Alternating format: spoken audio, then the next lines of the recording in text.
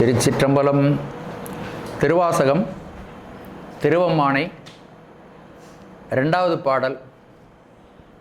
உட்தலைப்பு ஆனந்த களிப்பு என்ற உட்தலைப்பில் இந்த பாடல்கள் அமைந்திருக்கின்றன. இந்த பாடலை பார்க்கறதுக்கு முன்னாடி சிவபெருமான்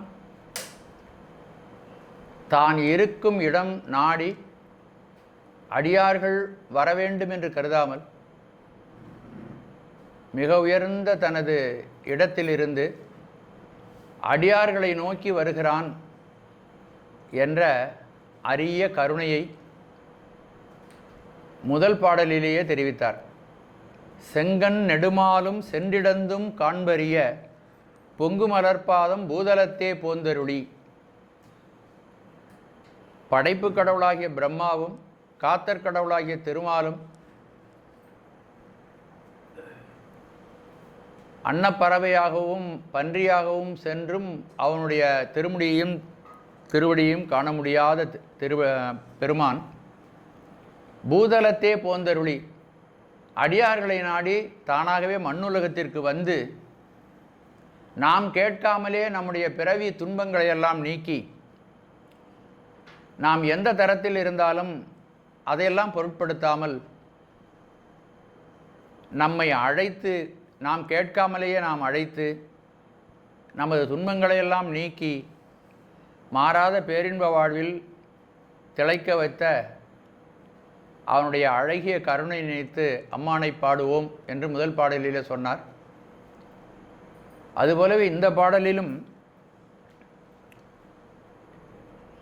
இறைவன்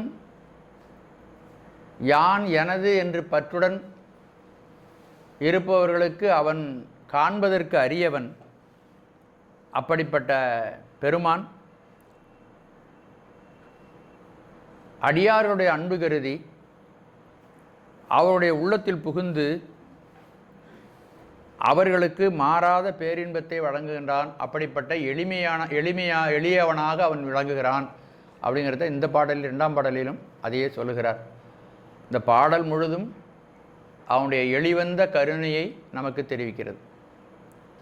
பாரார் விசும்புளார் பாதாளத்தார் புறத்தார் ஆறாலும் காண்டற்கு அரியன் எமக்கு எளிய பேராளன் தென்னன் பெருந்துரையான் பிச்சு ஏற்றி வாரா வழியருளி வந்தியன் உளம்புகுந்த ஆரா அமுதாய் அலைகடல்வாய் மீன் விசிறும் பேராசை வாரியனை பாடுதுங்கான் அம்மானாய். இந்த பாடலுக்குரிய பொருளை பார்க்கலாம். இந்த பாடல் ஆற்றொழுக்காகவே இந்த பாடலுடைய பொருளை நாம் தெளிவாக அறிந்து கொள்ள முடியாக அமைந்துள்ளது. பாரார் விசும்புள்ளார் பாதாளத்தார் புறத்தார். சிவபெருமானை தவிர மற்ற எல்லோரும் ஆன்மாக்கள், சிவபெருமான் ஒருவரே கடவுள். இன்னும் ஞான நிலையில் உயர்ந்தவர்களெல்லாம் இருக்கிறார்கள், தேவர்களெல்லாம் இருக்கிறார்கள். அவர்களெல்லாம் கூட கடவுள் இல்லை, அவர்கள் எல்லாருமே ஆன்மாக்கள் தான். இதில் பிரகிருதி மாயா புவனம் நம்ம இருக்கிற இடம். மாயை மூன்றாக அமைந்துள்ளது, அது உங்களுக்கு தெரியும். பிரகிருதி மாயா புவனத்தில் உள்ள இங்கே பூவுலகவாசிகள் நடுவில் இருக்கிற இடம். நம்மலாம் நடுவில் இருக்கிறோம். கீழே நரகவாசிகள் இருக்கிறார்கள், மேலே விண்ணோர்கள் இருக்கிறார்கள். இது பூவுலகம். இவர்களுக்கு புறம்பாக உள்ள அசுத்த மாயாபோனம், நம்முடைய பிரகிருதி மாயாபோனத்துக்கு மேலே இருக்க அசுத்த மாயாபோனம், அதில் இருக்கின்றவர்களும், அதற்கு மேலே சுத்த மாயாபோனம், அதில் இருப்பவர்களும், இவர்கள் எல்லோராலும் ஆறாலும் காண்டற்கு அரியன். இரண்டாவது செய்தி, இந்த மேலே சொன்ன மூன்று மாயைகளிலும் உள்ளவர்கள், பிரகிருதி மாயா பவனத்தில் உள்ளவர்கள், அசுத்த மாயா பவனத்தில் உள்ளவர்கள், சுத்த மாயா பவனத்தில் உள்ளவர்கள். நீங்கள் இவ்வளவு விஷயம் கூட தெரிஞ்சுக்க வேண்டியில்லை. ஒரு விஷயம் தெரிஞ்சுக்கலாம். எல்லா ஆன்மாக்களும் அவர்கள் தன்முனைப்பினாலே இறைவனை அறிய வேண்டுமென்றால் அவர்கள் காண்பதற்கு அரியவன் என்று சொல்லப்பட்டிருக்கிறார். யாராலும் காண முடியாதுன்னு சொல்லல. ஆகவே இவர்களில் யார் இறைவனுடைய வியாபகத்தை உணர்ந்து அவருக்கு அவருடைய சங்கல்பத்திற்கு இணங்க செயல்படுகிறார்களோ அவர்களுக்கு காண்பதற்கு எளியவன். ஆனால் யான் எனது என்று தற்பெருமை கொண்டு வாழுகின்றவர்களுக்கு அவன் அரியவன். அதுதான் சொல்ல வருகிறார். நம்ம அதை வேற்றுமைப்படுத்தி புரிஞ்சுக்கணும். யாராலும் காண்றதுக்கு அரியன்னா ஒருத்தருமே பார்க்க முடியாதா? அப்படி ஒருத்தருமே பார்க்க முடியாதுன்னா இப்போ நம்ம இந்த நம்ம பேசிகிட்டு இருக்க வேண்டியதில்லை. கடவுள் நமக்கு அருள் கொடுப்பான், நம்ம பார்க்கலாம், நமக்கு அவனுடைய அருள் கிடைக்குங்கிறதுனால தானே சொல்கிறோம். அப்போ யாருக்கு அரியவன் யாருக்கு எளியவன் அப்படிங்கிறத தெரிஞ்சுக்கணும். யார் யான் எனது என்று செருக்குற்று இருக்கிறார்களோ அவர்கள் எந்த பதவியில் இருந்தாலும் அவர்களுக்கு அரியவன். ஏதும் ஒன்றும் அறிவிலராயினும், ஒரு அறிவில் நாட்டியும் பரவாயில்ல, இறைவன் மேல் யார் மீதூர்ந்த அன்புடையனர் இருக்கிறார்களோ அவர்களுக்கு அவன் எளியவனாக வருவான். ஆறாலும் காண்றற்கு அறியான் எமக்கு எளிய பேராளன், எங்களுக்கு எளிமையாக தானே வந்து அருளும் பெருமையுடையவன். பேராளன் என்பதற்கு பெருமை உடையவன். என்ன பெருமை சாமிக்கு அப்படின்னா, எளியவர்கள் யாரோ, அன்பு செலுத்துவர்கள் யாரோ அவர்களுக்கு அவன் அருள் புரிகிறான். அதுதான் அவனுடைய பெருமை. அவன் யாரு அப்படின்னா, இப்படிப்பட்டவன் ஒருத்தன் இருக்கான் அப்படின்னா அவன் யாரு? தென்னன் பெருந்துரையான். மதுரையை தன்னுடைய தலைநகரமாக கொண்டு சவுந்தரபாண்டியனாக ஆண்டவனும் திருப்பெருந்துறையிலே இருக்கின்றவனுமாகிய சிவபெருமான். அவன் என்ன பிச்சு ஏற்றி வாரா வழியருளி.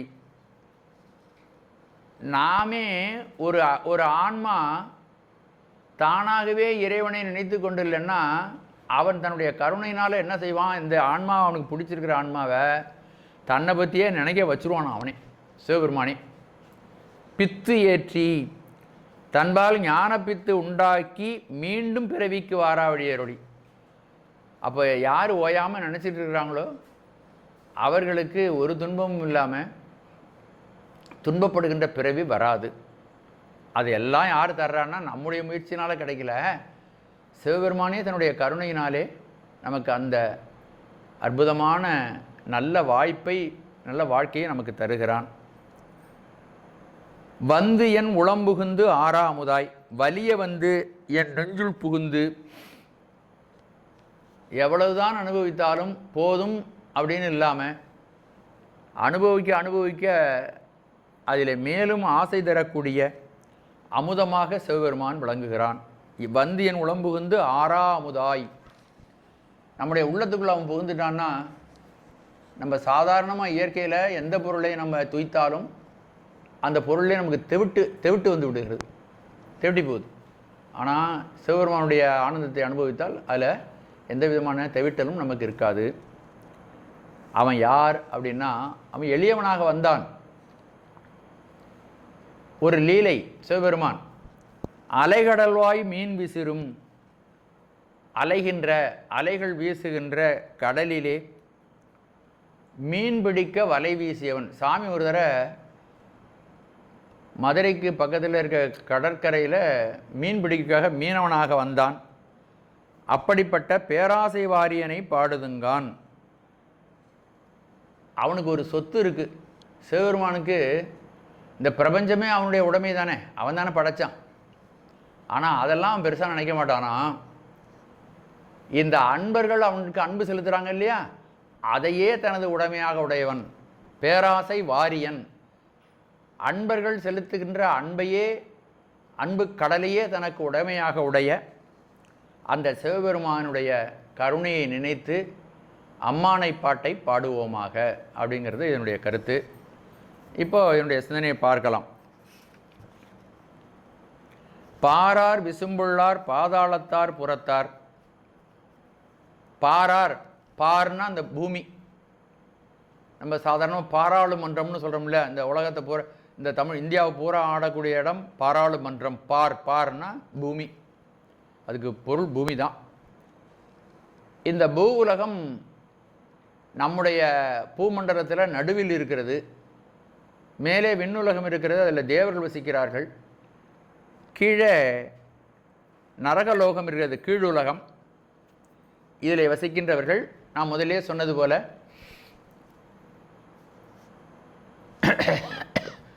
விஞ்ஞானகலர்களும் பிரளயாகலர்களும் வாழக்கூடிய சுத்த மாயாபவனம், அசுத்த மாயாபவனம், இதில் உள்ள ஆன்மாக்கள். ஆக மொத்தமாக உலகத்தில் உள்ள எல்லா உயிர்களும். இதில் அந்த உயிர்கள்னு எடுத்துக்கிட்டாலே எல்லாரும் அப்படின்னு சொல்கிறத விட யார் இதில் சிறந்தவர்களாக இருக்கிறார்களோ அவர்களைத்தான் இங்கு மாணிக்கவாசகர் குறிப்பிடுகிறார். பாரார் விசும்புள்ளார் பாதாளத்தார் புறத்தால் ஆறாலும் காண்டற்கரியன்.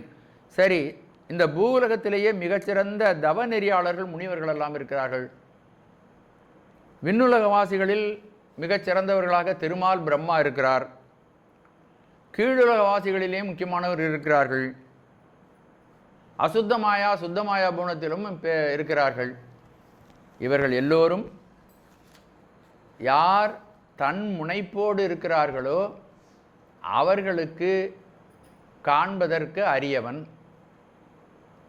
யாருக்கு எளியவன்? ஆறாலும் காண்டற்கரியன். ஆகவே எத்தகையோரும் தங்களது தன்முனைப்பால் காண்பதற்கு அரியவன். காண்டற்கு அப்படின்னா நான் முதவே சொன்னது போல பசு ஞானத்தினாலும் பாசஞானத்தினாலும் காண்பதற்கு அரியவன். யார் தன்னை மறந்து சிவனையே நினைந்து கொண்டு இருக்கிறார்களோ தன்முனைப்பில்லாமல், அப்படிப்பட்டவர்களுக்கு அவன் எளியவனாக இருக்கிறான். எமக்கெளிய பேராளன், எங்களுக்கு எளிமையாக தானே வந்தருளும் பெருமை உடையவன். இதே இன்னொரு பாடலில் சொல்லுகின்றார். சிவபெருமான் மாணிக்க வாசகருக்காக வைகையை மண் சுமந்தான். பண் சுமந்த பாடல் பரிசு படைத்தருளும் பெண் சுமந்த பாகத்தன் பெம்மான் பெருந்துரையான் விண் சுமந்த கீர்த்தி வியன்மண்டலத்தீசன் கண் சுமந்த நெற்றிக் கடவுள். உலகத்தில் எந்த கடவுளுக்கும் மூன்றாவது கண்ணு கிடையாது சிவபெருமானை தவிர. கண் சுமந்த நெற்றிக் கடவுள் கலிமதுரை மண் சுமந்து, அப்படிப்பட்ட இந்த பிரபஞ்சத்துக்கே தலைவனாக இருக்கக்கூடிய, பிரபஞ்சத்துக்கு அப்பாற்பட்டிருக்கின்ற சிவபெருமான் ஒரு பக்தனுக்காக மண் சுமந்து கூலி கொண்டு, எளிமையான பெட்டையே கூலியாக உண்டு,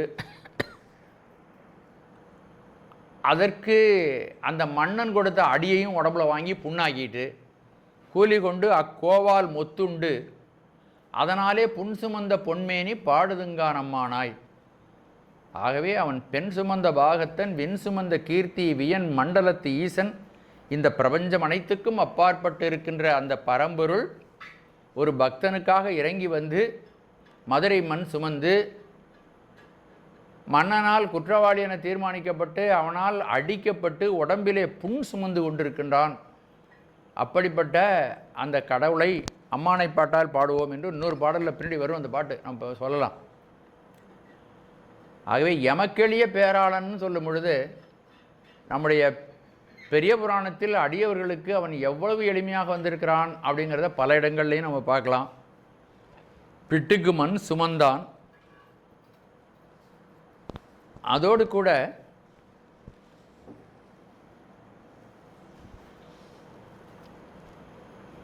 திருக்கோலக்காவுக்கு சென்றுவிட்டு சீர்காழி முதலான இடங்களெல்லாம் பார்த்துவிட்டு சுந்தர பெருமான் திருக்குறுகாவூர் என்ற இடத்துக்கு வந்து கொண்டிருந்தார். எப்பொழுதுமே அந்த காலத்தில் அடியார்கள் வரும்பொழுது தனியாக வர்றதே இல்லை. அடியார்கள்னால் அவங்க கூட்டமாக தான் வருவாங்க. அடியார்களும் துணையோடு சேர்த்து கொண்டு.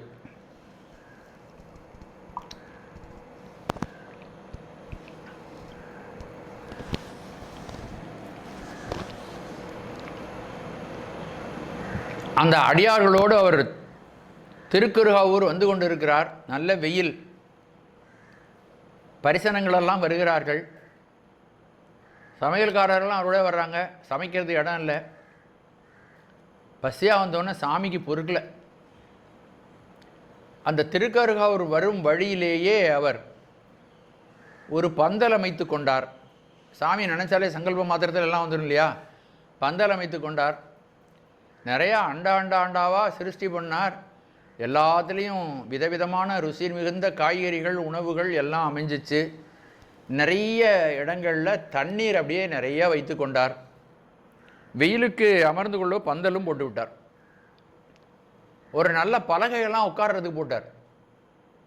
சுந்தரமூர்த்தி சுவாமி அங்கேருந்து நேராக களைப்பா ஆஹா ஓ அப்படின்னு சொல்லிட்டு வேர்வையோடு வந்து உட்கார்றார். இந்த வயசான கிழவன் உட்காந்துருக்கார், பக்கத்தில் வந்து உட்கார்றார். என்ன சொல்லிட்டு உட்கார்ந்தாராம்?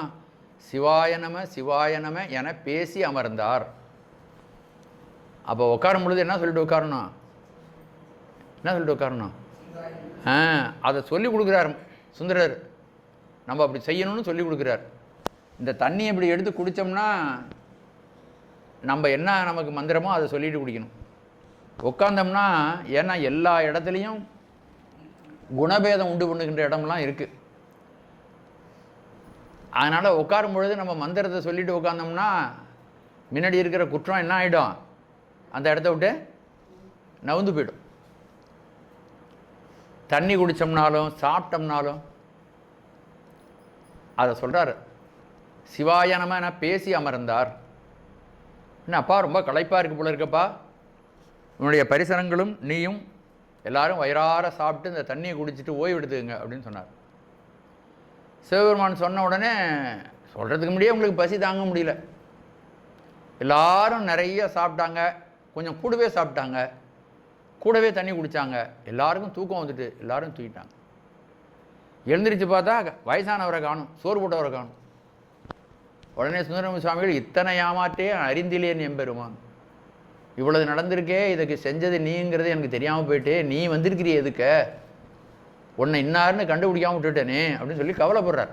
இத்தனை ஏமாற்றை அறிந்திலேன் எம்பெருமான். இன்னொரு நிகழ்ச்சி, தொண்டை நாடு திருக்கழுக்குன்றம், அதுக்கு பக்கத்தில் திருக்கச்சூர் ஆலக்கோயில் அப்படிங்கிற இடம். அங்கேயும் கோயிலுக்கு போய் உள்ளே போய் இவர் முன்ன விடுவிடுன்னு வந்துடுவார் போல இருக்கு. சின்ன பிள்ளை இல்லை அவர், வயசு 18 வயசுலேயே அவர் என்னுடைய திருவடியை சேர்ந்து விட்டார், திருக்கையிலாயம் சென்று விட்டார். வேகமாக வந்தார். பரிசனங்கள்லாம் பின்னாடி வந்துட்டு இருக்கிறாங்க, சமையல்காரங்களாம் பின்னாடி வந்துட்டு இருக்கிறாங்க. போய் சாமி தரிசனம் பண்ணார். அவருக்கு முக்கியமான வேலை சாமி தரிசனம் பண்ணுறது. பண்ணிவிட்டு அங்கே பக்கத்தில் பசியோட ஓய்வா ஒரு துண்டை விரிச்சு போட்டு படுத்துட்டார். பசி வைத்த கிள்ளுது. சுவாமி ஒரு மறையொரு வேடத்தில் வந்தார். பசியாக இருக்கியாப்பா, உனக்கு சாதம் வாங்கிட்டு வரேன், என்கிட்டையும் இல்லை, இந்த ஊரில் போய் எங்கேயாவது சாப்பாடு வாங்கிட்டு வரேன், நீ சாப்பிடு அப்படின்னு சொல்லி, அப்போல்லாம் நிறையா போடுவாங்க போல இருக்குது. எல்லா வீட்டுக்கும் போய் சோறும் கறியும் வாங்கிட்டு வந்துட்டார். வாங்கிட்டு வந்து இவருக்கும் இவருடைய சேர்ந்தவர்களுக்கும் உணவு போட்டார்.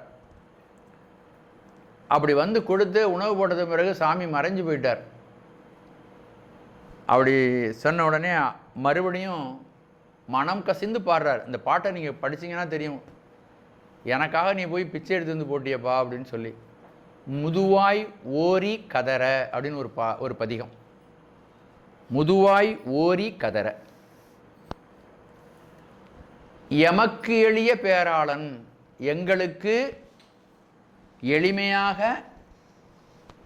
தானே வந்தருளும். நீ ரொம்ப பெரியவன்னு உன் இடத்துல இருந்துக்கிட்டு நீ வர்றானா இல்லையான்னு பார்க்கல சாமி, நம்ம இருக்கிற இடத்துக்கு அவன் இறங்கி வர்றான். எமக்கு எளிய பேராளன், அவன் யாருன்னா தென்னன் பெருந்துரையான். பிச்சேற்றி வாரா வழியருளி. இப்போ இறைவனுடைய பேரருளை பெறுவதற்கு நாம் என்ன செய்யணும் அப்படின்னு கேட்டிங்கன்னா,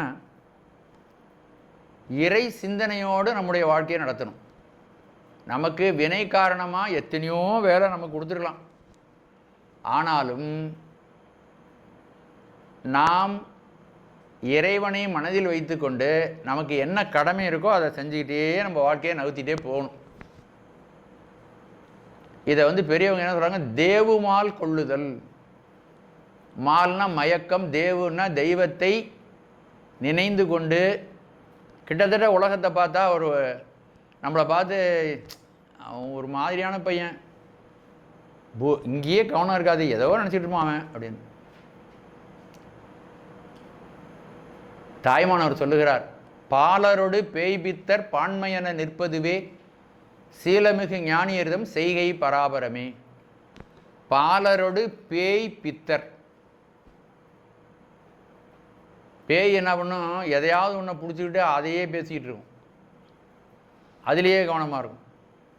இவனும் அப்படி தான் இருப்பான், திருப்பி திருப்பி இறைவனை பற்றி குழந்தை அதுபோல் பாலருடு பேய் பித்தர் பான்மையென நிற்பதுவே சீலமிகு ஞானியர்தம் செய்கை பராபரமே.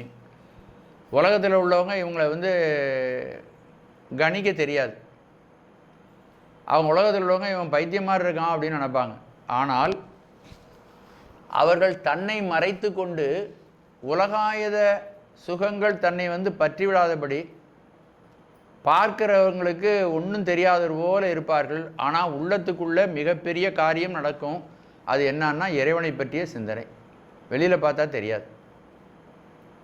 இந்த பாட்டினுடைய தலைப்பே அதுதான், ஆனந்த களிப்பு. சிவபெருமான் தருகின்ற பேரானந்தத்தில் திளைத்து கொண்டு ஒன்றும் தெரியாதவனை போல தனக்கு ஏற்பட்ட கடமைகளை மட்டும் பற்றில்லாமல் செய்து கொண்டு இந்த உலகத்திலே வாழக்கூடிய ஒரு உயர்ந்த நிலைமை, ஞானியினுடைய நிலைமை. அதை சிவனே தருகிறானா. பிச்சு ஏற்றி தன்னையே நினைக்கும்படி தேவுமால் கொள்ள செய்தல் அப்படின்னு சொல்கிறாங்க பெரியவங்க. அப்பர் பெருமான் இதை ரொம்ப அற்புதமாக இதை கொஞ்சம் விளக்கணும். தேவுமால் கொள்ளுதல்னா இறைவனையே நினைத்து கொண்டிருத்தல் அப்படின்னா அதை இன்னும் கொஞ்சம் விளக்கமாக நம்ம தெரிஞ்சுக்கணும். அதுக்கு அப்பர் பெருமான்கிட்ட போனோம்னா ஒரு செய்தி சொல்லுகின்றார். முன்னம் அவனுடைய நாமம் கேட்டால், ஒரு தலைவனுக்கும் தலைவிக்கும் இருக்கக்கூடிய அன்பை பற்றி சொல்வது போல சொல்லுகிறார். இங்கே நாம் சிவனுக்கும் நமக்கும் உள்ள தொடர்பாக இந்த பாட்டை நாம் எடுத்துக்கொள்ள வேண்டும். முன்னம் அவனுடைய நாமம் கேட்டாள். ஒரு பெண்ணு தலைவனுடைய பெயரை கேட்கிறாள். இங்கே ஒரு பக்தன் சிவனுடைய பெயரை கேட்கிறான். முன்னம் அவனுடைய நாமம் கேட்டாள், மூர்த்தி அவன் இருக்கும் வண்ணம் கேட்டாள். சரி, இந்த பேருக்குரியவன் எப்படி இருப்பான்?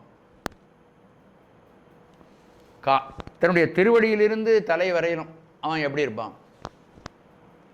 திருமுடியிலே சந்திரனை சுடியிருப்பான், கங்கை இருக்கும், விரிசடையாக இருக்கும், பிறை போன்ற நெற்றியை உடையவன், வானவில்லை போன்ற நெற்றியை உடையவன், பிறை போல அவனுடைய கண்கள் புருவங்கள் வளைந்திருக்கும், நீண்ட அழகான நாசி, எப்பொழுதும் புன்சிரிப்புடன் திகழ்கின்ற திருவாய், கருணை ஒழுகுகின்ற கண்கள், அந்த கண்களுடைய கருணையை தாங்கி கொண்டிருக்கின்ற கண்ண கதுப்புக்கள், எல்லாவற்றையும் தாங்கி செல்லுகின்ற மோவாய். இப்படி அவனுடைய வருணனை அது நிறைய இடங்களில் சொல்லப்பட்டிருக்கு. தோடுடைய செவியன் விட ஏறி ஓர் தூவன் மதிசூடி அப்படி வரான் சாமி. இரு தோழிபங்கன் விடமுண்ட கண்டன் மிக நல்ல வீணை தடவி மாசரு திங்கள் கங்கை முடிமேல் அணிந்தன் உளமே புகுந்ததனால். நம்முடைய தேவார திருவாசகங்களில் அவனுடைய வர்ணனை இருக்குது. தோடும் குழையும் சுருள்தோடும் பால்வெள்ளை நீரும் பசுஞ்சாந்தும் பைங்கிளியும் சூலமும் தொக்க வளையும் என்று மாணிக்கவாசக பெருமான் அம்மையப்பருடைய வடிவத்தை சித்தரிக்கிறார். இப்படி பல பாடல்கள் இருக்கின்றன. தியான சுலோகம்னு வடமொழியில் சொல்லுவாங்க. மூர்த்தியை அவன் இருக்கும் வண்ணம் கேட்டாள். முதல்ல நாமம் கேட்டால், வண்ணம் கேட்டாள். பின்னைய அவனுடைய ஆரூர் கேட்டாள். எந்த ஊரில் இருக்கார்? திருவாரூரில் இருக்கார். அவங்கவுங்களுக்கு எந்த ஊரில் இருக்கிற சாமி விருப்பமோ அந்தந்த ஊர் சாமி தான் எல்லா ஊர்லேயும் இருக்கார். ஆரூர் கேட்டாள். பெயர்த்தும் இதை மூணையும் கேட்ட உடனே பெயர் கேட்டாள், அவனுடைய வடிவத்தை கேட்டாள், எந்த ஊரில் இருக்கான்னு கேட்டாள். கேட்ட உடனே இந்த மூன்றையும் கேட்ட உடனே அவனுடைய உள்ளத்தை கவர்ந்தான் அவன். அவனுக்கே பிச்சியானாள். பிச்சியானாள் என்ன? பைத்தியமாக ஆகிவிட்டாள். அதன் விளைவாக அன்னையையும் அத்தனையும் அன்றே நீத்தாள். அன்னை மீது உள்ள பற்றையும் அத்தன்னா தகப்பனார் மீது உள்ள பற்றும் அவளுக்கு நீங்கி போய்விட்டது. அகன்றாள் அகலிடத்தார் ஆச்சாரத்தை. ஒரு பெண்ணுக்கு குல ஆச்சாரங்கள் இருக்கும். அந்த குல ஆச்சாரமெல்லாம் எல்லாரும் நீத்து விடக்கூடாது. குல ஆச்சாரத்தை யார் நீத்து விடலாம் அப்படின்னா, யார் தேவுமால் கொள்கிறார்களோ, சிவபெருமான் மீது அன்பு கொண்டு உலக ஆச்சாரத்தை எல்லாம் அவர்கள் மறந்து விடுகிறார்களோ அவர்கள் மட்டும்தான் செய்யலாம். ஒரு செடி வளர்ந்த பிறகு வேலியை நீக்கலாம். வளராத போது வேலி வேணும். அது மாதிரி ஆச்சாரங்கள்லாம் வேணும். தன்னை மறந்தால் தன் நாமம் கேட்டால், இறைவனுடைய நாமத்தை கேட்டால் தன்னுடைய பெயரை மறந்து விட்டாள். இறைவனையே சிந்தித்து கொண்டிருந்தால் தன்னை மறந்து விட்டாள். தன்னை மறந்தால் தன் நாமம் கேட்டால் தலைப்பட்டால் நங்கை தலைவன் தாளே. ஆகவே இறைவனுக்கே அவள் அகப்பட்டு விட்டாள். இந்த இந்த இலக்கணங்களை உடையவரை பற்றி தான் இங்கே மாணிக்கவாசகர் சொல்லுகிறார். பிச்சு ஏற்றி, தென்னன் பெருந்துரையான் பிச்சு ஏற்றி, தென்னவனாக வந்து மதுரையை சுந்தரபாண்டியனாக ஆண்ட சிவபெருமான் என்னை ஆட்கொள்வதற்காக திருப்பெருந்துறையிலே குருந்த மரத்தனின் கீழே எழுந்தருளியுள்ள பெருமான் என்னுடைய உலக மயக்கத்தை நீக்கி என்னை அவனையே நினைக்கும்படியாக செய்து அவனுடைய திருவடியிலேயே என்னை ஆளும்படியாக செய்துவிட்டான். அவன் செய்த மாயம். பாரார் விசும்புளார் பாதாளத்தார் புறத்தால் யாராலும் காண்டற்கரிய சிவபெருமான் எனக்கு எளியவனாக வந்து என்னை பித்தமடைய செய்து தன்னையே நினைக்கும்படியாக செய்து வாரா வழி அருளினான். அந்த பிச்சு ஏற்றின உடனே இந்த பிச்சு ஏற்றிய பிறகு அந்த ஆன்மா எப்படி இருக்கும் என்பதை இன்னும் சில பாடல்களில் நான் இந்த ஆராய்ச்சியை முழுசாக செய்யலை, கொஞ்சமாக உங்களுக்கு சொல்கிறேன். இதுக்கு பின்னாடி நிறைய செய்திகள் இருக்குது. அந்த ஆய்வை எடுத்துக்கிட்டோம்னா இறைவன் பிச்சேற்றிய பிறகு அவருடைய நிலைமை எப்படி. இன்னும் ஒரு பாடல் மட்டும் பார்க்கலாம். மானம் அழிந்தோம். இறைவன் பிச்சேற்றினான், உடனே என்ன ஆகுதுன்னா மானம் அழிந்தோம், என்னுடைய தற்பெருமை என்னை விட்டு நீங்கி போய்விட்டது. மதிமறந்தோம், என்னை பற்றி நான் வைத்து கொண்டிருந்த மதிப்பெல்லாம் என்னை விட்டு நீங்கியது.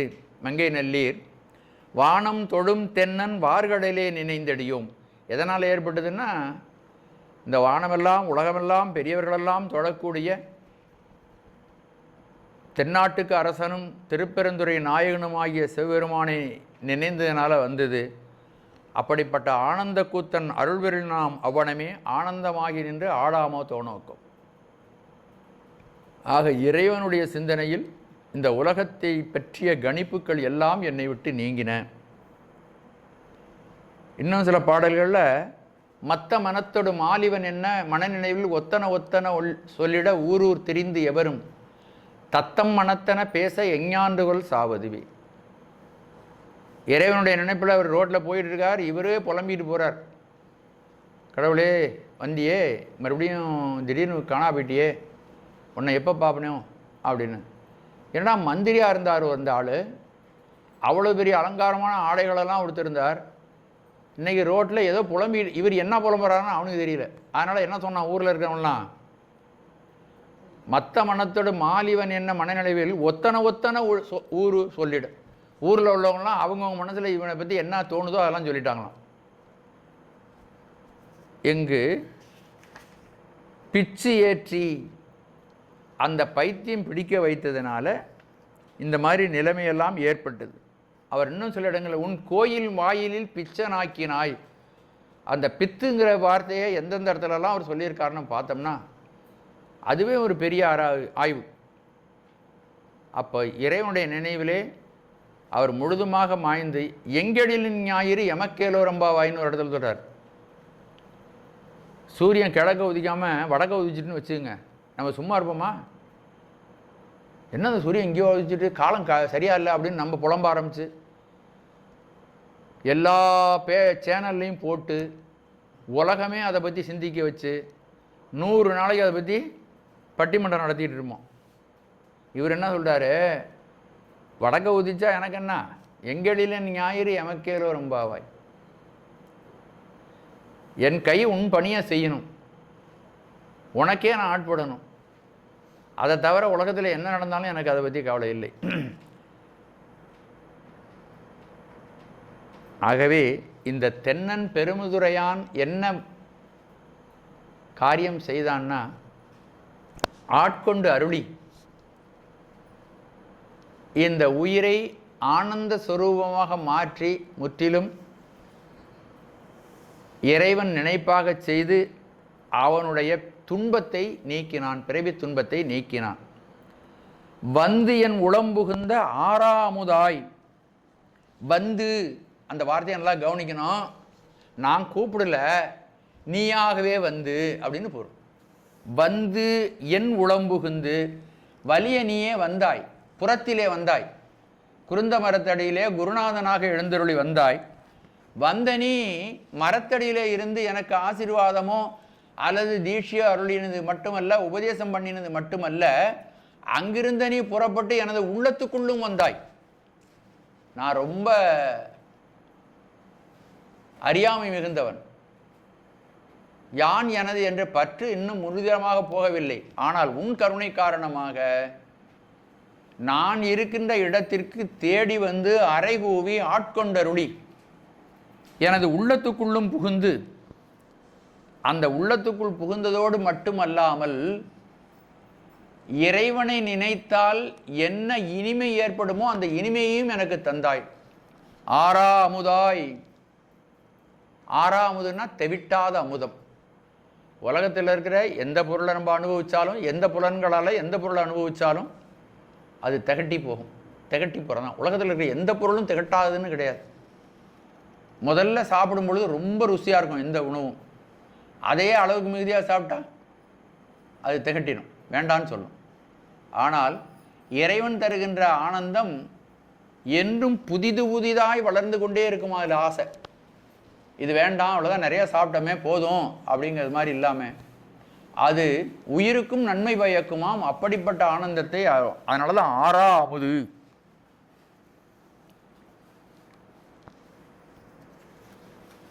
மற்ற எல்லா விஷயம் உலகத்தில் இருக்கின்ற செல்வம் பொருள்,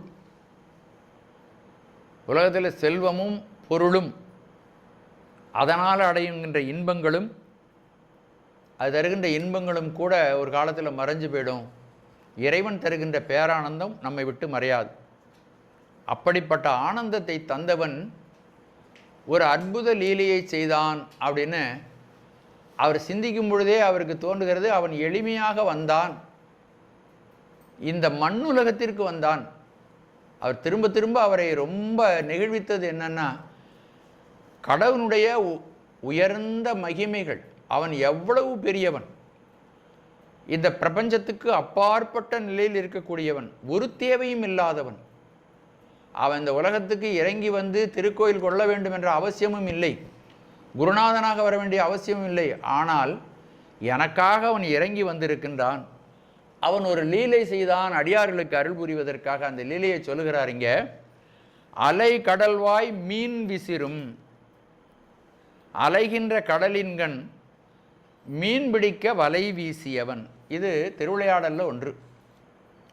சிவபெருமான் ஒரு சமயம் கைலாயகிரியிலே அம்பிகையை தனக்கு எதிரே வைத்துக்கொண்டு வேதங்களையும் ஆகமங்களையும் உபதேசம் செய்தார். இந்த கையில் வேதச்சுவடி, இந்த கையில் ஆகமச்சுவடி இருக்குது. 4 வேதம், ரிக், யசூர், சாமம், அதர்வணம் என்ற 4 வேதங்கள், 108 ஆகமங்கள், எல்லாவற்றையும் சிவபெருமானே அருளினான். உலகத்திலேயே சாமி சொன்ன நூல் 2, ஒன்று வேதம், இன்னொன்று ஆகமம். அம்பிகை ஒரு லீலை செய்தார். கொஞ்சம் அதில் கவனம் இல்லாதது போல் நடந்து கொண்டார். உடனே சிவபெருமான் என்ன செய்தான், யார் சாஸ்திரங்களை கவனமில்லாமலும் கொஞ்சம் கூட பொறுப்பு இல்லாமலும் கேட்காமல் இருக்கிறார்களோ அவர்கள் தீய வினை செய்தவர்கள், அவருக்கு தண்டனை உண்டு என்பதை காண்பிப்பதற்காக அம்பிகைக்கே சாபம் கொடுத்தார் சாமி. நீ மண்ணுலகத்திற்கு செல், அங்கு கிழக்கு கடற்கரை கிழக்கு சமுத்திரக்கரையில் ஒரு பரத ஒரு வம்சத்தில் ஒரு மீனவனுடைய மகளாக நீ தோன்ற வேண்டும் அப்படின்னு சாபம் கொடுத்தார். அம்பிகை உடனே தன்னுடைய தவற்றை உணர்ந்தார். சிவபெருமானிடம் மன்னிப்பு கேட்டுக்கொண்டார். உடனே சிவபெருமான், நீ மண்ணுலகத்துக்கு செல்லு, அங்கு ஒரு தாழ்ந்த குலத்தில் உன்னை பிறக்க வைக்கிறேன். யாருக்கு தர்மம் இல்லையோ, ஆச்சாரம் இல்லையோ, அந்த குலத்தில் உன்னை பிறக்க வைக்கிறேன். இதெல்லாம் நம்ம தெரிஞ்சுக்க வேண்டியது. ஆச்சாரம் இல்லாத இடத்துலையும் தர்மம் இல்லாத இடமும் நம்ம பிறந்தோம்னா நம்ம அந்த மாதிரி தீவினை செய்திருக்கிறோம், ஏதோ உயர்ந்த விஷயங்களை காது கொடுத்து நம்ம கேட்கல அப்படின்னு. இப்படி அம்பிகைக்கு சாபம் கொடுத்தார். அம்பிகை புறப்பட்டாங்க. கைலாயகிரியிலிருந்து புறப்பட்டு மண்ணுலகத்திற்கு இறங்கி வந்தார்கள். மதுரைக்கு வந்துட்டாங்க. அங்கே கீழ சமுத்திரக்கரையில் ஒரு பரதனுடைய மகளாக தோன்ற வேண்டும் என்று கருதி அங்கு வந்து விட்டார்கள். இதை விநாயகரும் முருகப்பெருமானும் அம்பிகைக்கு சாபம் கொடுத்தது அவர்களுக்கு பொறுக்கவில்லை. நேராக நந்தியம்பெருமான் காவல் காத்து கொண்டிருந்தார். அவரை தள்ளி விட்டுட்டு, அம்மா எங்கேயோ கோமா வெளியில் போகிறாங்க, வருத்தமாக போகிறாங்க, என்ன நடந்தது அப்படின்னு உள்ளே போய் பார்த்தா இந்த 2 சாஸ்திரமும் கையில் வச்சுருக்கார் சாமி. விநாயகருக்கும் முருகனுக்கும் கோபம் வந்து விட்டது. விநாயகர் வேதத்தை பிடுங்கினார் கையில் இருந்து, முருகப்பெருமான் ஆகமத்தை பிடுங்கினார். 2 பேரும் கடலில் தூக்கி விட்டுட்டாங்க. உடனே சிவபெருமான் தனக்கு எதிரே இருந்த நந்தியம்பெருமான், உனக்கு ஒரு கடமை சொல்லியிருந்தோம், அந்த கடமையிலிருந்து நீ தவறி விட்டாய், சாஸ்திர உபதேசம் செஞ்சு கொண்டிருக்கும் பொழுது நீ எதுக்கு இவங்க 2 பேரையும் உள்ளே விட்ட அப்படின்னு சொல்லிட்டு நந்தியம்பெருமானுக்கு ஒரு சாபம் கொடுத்தார். அம்பிகை எங்கு சென்று பிறக்கிறாளோ அந்த இடத்துல நீ ஒரு சுறாமீனாக பிறந்து கடலிலே அலைந்து கொண்டிரு. அவர் மன்னிப்பு கேட்கும் பொழுது அவருக்கு நான் உன்னை சாவு விமோசனம் செய்கிறேன்னு அனுப்பிவிட்டார். பார்த்தார், பிள்ளையாரும் முருகனும் நிற்கிறாங்க. விநாயகப் பெருமானையும் சாபம் கொடுக்கறதுக்கு மனசு இல்லை சாமிக்கு. ஏன் அப்படின்னா, விநாயகப் பெருமான் அப்படியே சிவபெருமான், அது தனக்கே சாபம் கொடுத்ததாகும் அப்படின்னு சொல்லிட்டு அவருக்கு ஒன்றுமே சொல்ல அப்படியே திரும்பிட்டார் சாமி. முருகப்பெருமான் எதுக்கு இருந்தார், இங்கே வா, நீ போய் ருத்ர சர்மன்கிற பேரால் ஒரு ஊமையாக பிறக்க கடவுது மதுரையில் அப்படின்னு சொல்லி அனுப்பிவிட்டார். இது முடிஞ்சு போச்சு. அம்பிகை கீழ சமுத்திரக்கரையிலே ஒரு புன்னமரத்தினுடைய அடியிலே ஒரு குழந்தையாக, பெண் குழந்தையாக தோன்றினார். அயோனிஜைன்னு சொல்லுவாங்க. பெரிய அவதாரங்கள் எல்லாம் தாயின் வயிற்றில் பிறந்து வரமாட்டார்கள். அயோனிஜை, ஒரு தாய் வயிற்றில் பிறக்காதவர்கள். மரத்தின் அடியிலே, புன்னை மரத்தின் அடியில் அம்பிகை குழந்தையாக ஆனார். அந்த பரத வம்சத்து அரசன், அந்த மீனவ அரசன் அம்பிகை பார்த்தோடனே அவனுக்கு வலது புஜம் துடிச்சு தான். உடனே அந்த அம்பிகையை தூக்கி கொண்டு வீட்டிற்கு சென்று மனைவியிடம் கொடுத்தான். அவர்கள் ரொம்ப பிரியமாக அவர் வளர்த்து கொண்டிருந்தார்கள். உரிய வயது அடைகின்ற பொழுது இந்த சுறாமீனாக இருந்த நந்தி தேவர் அங்கே வந்த படகு, தோணி, கப்பல் எல்லாத்தையும் வாளாலே அடின்னு அடித்து பிரட்டி தள்ளிட்டார். ஒருத்தரையும் மீன் பிடிக்க விடல. அட்டகாசம் தாங்க முடியல கடலில். அந்த பரதவன் ரொம்ப காலமாக மன்னனாக இருந்து மீன் பிடிக்கிற தொழிலில் ரொம்ப கரை தேர்ந்தவன். அவன் பார்த்தான், இந்த மீன் ஒரு மீன் இருந்ததுன்னா நம்ம பிழைக்கவே முடியாது, கடலுக்கே போக முடியாது.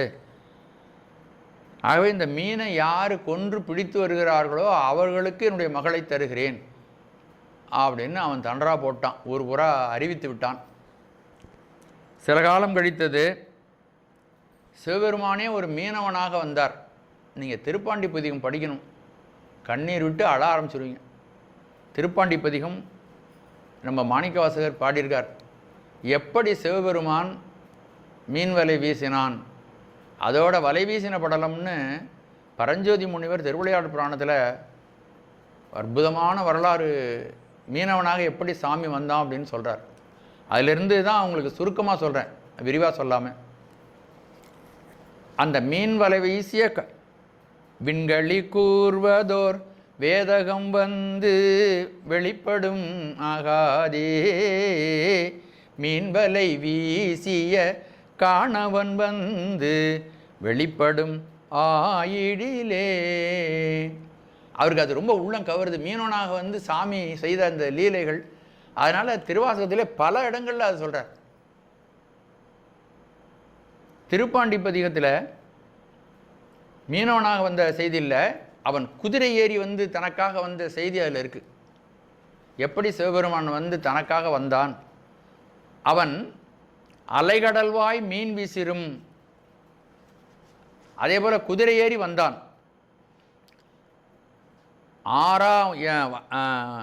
ஆறா அமுதாய் அலைகடல்வாய் மீன் வீசிரும், பேராசை வாரியனை பாடுதுங்கான் அம்மானாய். இப்படி அலைகடலிலே மீன் வீசுகின்ற பேராசை வாரியன் அவனுக்கு எதிராக சொத்து. சாமிக்கு என்ன சொத்து? அவனுக்கு ஒரு சொத்தும் வேண்டியில்ல, அவன் தான் நமக்கு சொத்து கொடுக்குறவன். குறைவிலா நிறைவு கோதிலா அமுது, குறைவில்லாதவன் அவன். அவன் ஒரு தேவையும் அவனுக்கு இல்லை, அவனுக்குன்னு எதுவும் வேண்டியில்லை. அப்படிப்பட்டவன். ஆனால் அவனுக்கு ஒரு சொத்து இருக்கிறது. அது என்ன சொத்துன்னா, அன்பர்களெல்லாம் அவன் மீது செலுத்துகின்ற அன்பையே தனக்கு சொத்தாக உடையவன். பேராசை, அன்பர்கள் செலுத்துகின்ற ஆசை என்பதை இந்த இடத்துல அன்புன்னு வச்சுக்கணும். பெரிய அன்பை கடலாக தனக்கு உடைமையாக உடையவன். அப்படிப்பட்ட சிவபெருமானை அம்மானை பாட்டால் பாடுவோமாக. அடியார்களின் பேரன்பாகிய கடலை உடையவனாகிய சிவபெருமானு அம்மானை பாடலின் வாயிலாக அவனை பாடுவோமாக. அப்பர் பெருமான் இந்த செய்தியை ஒரு பாட்டில் சொல்கிறார். சாமிக்கு என்ன உடைமை அப்படின்னு ரொம்ப அற்புதமான அழகான ஒரு பாடல். சாமிக்கு ஏதாவது ஆபரணம் இருக்கா அப்படின்னா, எலும்பை தவிர வேறு ஆபரணம் இல்லையா. ஏன் எலும்பை அணிந்திருக்கிறார்? நான் தான் சர்வ சங்கார மூர்த்தி, எல்லாவற்றையும் அழித்த பிறகு எஞ்சி இருப்போம் நான் தான், நானே ஆதியும் அந்தமும் ஆயினேன் இந்த உலகத்துக்குன்னு காட்டுறதுக்காக எலும்பு மாலை அணிந்து கொண்டிருக்கிறார். அதை தவிர வேறு கலன்கள் இல்லை, ஆபரணம் இல்லை. சரி, அவர் ஏறி வருவதற்கு ஏதாவது மிகச்சிறந்த வாகனம் இருக்கிறதா அப்படின்னா இல்லையாம். எருதலால் ஊர்தி இல்லை. அணிந்து கொள்வதற்கு எலும்பை தவிர ஆபரணம் இல்லை, எருதை தவிர ஊர்தி இல்லை. சரி, இருக்க இடமாவது நல்லா இருக்கா அப்படின்னா, இந்த மயான பூமியில் அவன் வசிக்கிறான். அவன் வசிக்கிற வீடே மயான பூமி. அங்கு என்னன்னா, பிணங்கள் எரிந்து அந்த பிணம் நாற்றம் வீசுகிறது. அப்படிப்பட்ட இடத்துல அவன் குடியிருக்கான். அவனுக்குன்னு ஒரு உடைமை இல்லை, ஒரு வீடு இல்லை. வீடாக இருக்கக்கூடிய சுடுகாடும் புலால் நாற்றம் வீசுகிறது. எலும்பையே ஆபரணமாக அணிந்திருக்கிறான். எங்கேயாவது செல்வதற்கு நல்ல வாகனம் இருக்கான்னா அது கூட இல்லை.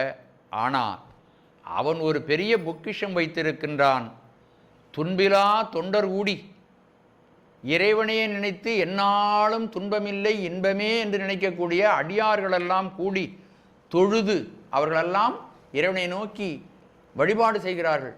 ஒவ்வொரு சிவன் கோயிலையும் போய் வழிபாடு செய்கிறார்கள், அவனை தொழுகிறார்கள், அழுகிறார்கள், ஆடுகிறார்கள், பாடுகிறார்கள். அப்படி பாடுகின்ற அடியாருடைய அன்பையே தனக்கு பொருளாக வைத்திருக்கிறான். அதை தவிர வேறு பொருள் அவனுக்கு இல்லை. யாரு அப்படின்னா, ஐயன் ஐயாரனார்க்கே. சிவபெருமானுக்கு அடியவருடைய அன்பை தவிர வேறு எந்த சொத்தும் இல்லை. பாட்டை பார்க்கலாமா? என்பலால் கலனும் இல்லை, எருதலால் ஊர்தி இல்லை, புன்புலால் நாறு காட்டில், புன்புலால் நாறு காட்டில், நாறுகின்ற காடு, சுடுகாடு, பொடியலார் சாந்தும் இல்லை. விபூதி பூசிக்கிறானே, அதை தவிர வேற அழகுபடுத்துறதுக்கு வேற ஒன்றும் இல்லை, பவுடர்கள்லாம் அடிச்சுக்கிறது இல்லை. துன்பிலா தொண்டர் கூடி, இன்பமே என்னாலும் துன்பமில்லை. துன்பு இல்லாதவர்கள் தொண்டர்கள் ஒருபொழுதும் துன்பத்தை உணரவே மாட்டார்கள். எவ்வளவு துன்பம் வந்தாலும், மாணிக்க வாசகருக்கு எவ்வளதோ துன்பம் வந்தது. அவரை சுடுமணலில் நிறுத்தினான், கசையடிகள் கொடுத்தான், அவரை சிறைச்சாலையிலே இட்டான், எவ்வளதோ துன்பங்கள் நடந்தது. ஒரு வரியாவது எங்கேயாவது பாடியிருக்காரா பாருங்க. அப்பர் பெருமானுக்கும் எவ்வளதோ துன்பம் நடந்தது. ஆனால் இறைவனுடைய திருவருளால் இதிலிருந்து நான் தப்பித்தேன்னு சொல்லியிருக்கார். ஆனால் நான் துன்பப்பட்டேன்னு ஒரு இடத்துலையும் சொல்லலை.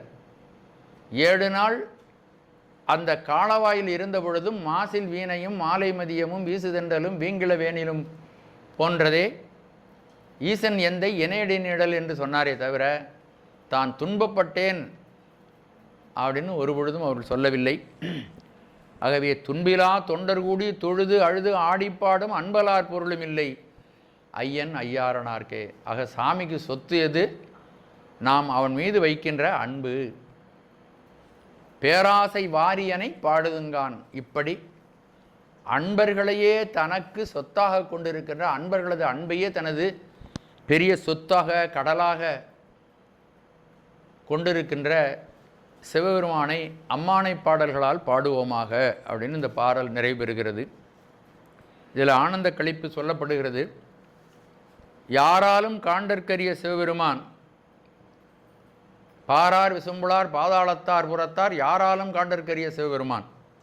அப்படிப்பட்ட சிவபெருமான் யாரும் அழைக்காமல் தானே வந்து என் உடம்புகுந்து எனது பிறப்பை நீக்கி எனது வினைகளை எல்லாம் நீக்கி எனது அறியாமையை நீக்கி எனக்கு நிரந்தரமான இன்பத்தை தருகிறான், வீடு பேற்றினை தந்திருக்கின்றான். ஆகவே அப்படிப்பட்ட பேரானந்தத்தை அம்மானை பாடல்களால் பாடுவோம் என்று சொல்வதனாலே, இந்த பாடலில் சிவன் தந்த ஆனந்தத்தை சொல்வதனாலே இது ஆனந்த களிப்பு என்ற இந்த பாடலுடைய தலைப்பு இந்த பாட்டிலேயும் பொருந்தி வருவதை நாம் அறியலாம். பாட்டை ஒரு முறை பார்க்கலாம். பாரார் விசும்புள்ளார் பாதாளத்தார் புறத்தார் ஆராலும் காண்டற்கு அறியான் எமக்கு எளிய பேராளன் தென்னன் பெருந்துரையான் பிச்சேற்றி வாம்புகுந்த ஆறாமுதாய் அலைகடல்வாய் மீன் வீசிரும் பேராசை வாரியனை பாடுதுங்கான் அம்மானாய். திருச்சிற்றம்பலம்.